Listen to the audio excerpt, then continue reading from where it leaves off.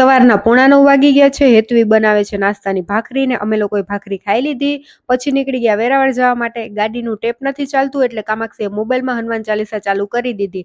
વાતાવરણ મસ્ત છે ને ટ્રાફિક પણ એવો જ છે. એટલે કામાક્ષી કહે કે પપ્પા જોજો આપણે આની સાઈડ નથી કાપવી, ધીમે ધીમે હલાવજો ગાડી. પછી શ્યામ મારી પાછળ પડી ગયા હતા, ગાડી હલાવ ને હલાવ. મેં કીધું એમ નહીં, પહેલા મને સરખું કંઈક સમજવા તો દ્યો, ડાયરેક્ટ કેમ ગાડી ચલાવું કાંઈ જાણ્યા જોયા વિના. હું પછી છે ને આગળ આવી ગઈ ને શ્યામ પહેલા મને ગેર કેમ પાડવો, ક્લચ, બ્રેક, લીવર એ બધું સમજાવતા હતા. બધું એકારે બહુ ધ્યાન રાખવું પડે. પછી મેં કીધું મને પ્રેક્ટિકલ કરવા દ્યો તો. એટલે પહેલા હું છે ને ગેર પાડતા શીખતી હતી. શું લાગે તમને મને ગાડી આવડી જશે કે કમેન્ટ કરો. પાછો આવો સિંગલ પટ્ટી ને ખરબચડો રોડ આવે ને એમાં બધું બહુ ધ્યાન રાખવું પડે. સામેથી કંઈક મોટું વાહન આવે ને એટલે થોડીક બીક લાગી જાય. એવું થાય ક્યાંક રોડની નીચે ઉતરી જશે તો. પણ એકવાર આવડી જશે ને પછી વાંધો નહીં આવે. પણ અત્યારે તો અમે વેરાવળ પહોંચી ગયા છે અને અનંત ગરમા ગરમ સમોસા લઈ આવ્યો. પછી અમે બધાએ સમોસા ખાવા બેસી ગયા. મસ્ત, મને તો મજા આવી ગયો સમોસા ખાવાની.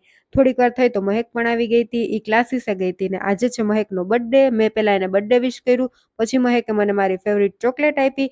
એક ચોકલેટ કામાક્ષીને પણ આપી. પહેલા કામાક્ષીએ ચોકલેટ લઈ લીધી ને પછી કામાક્ષીએ મહેકને હેપી બર્થડે કીધું.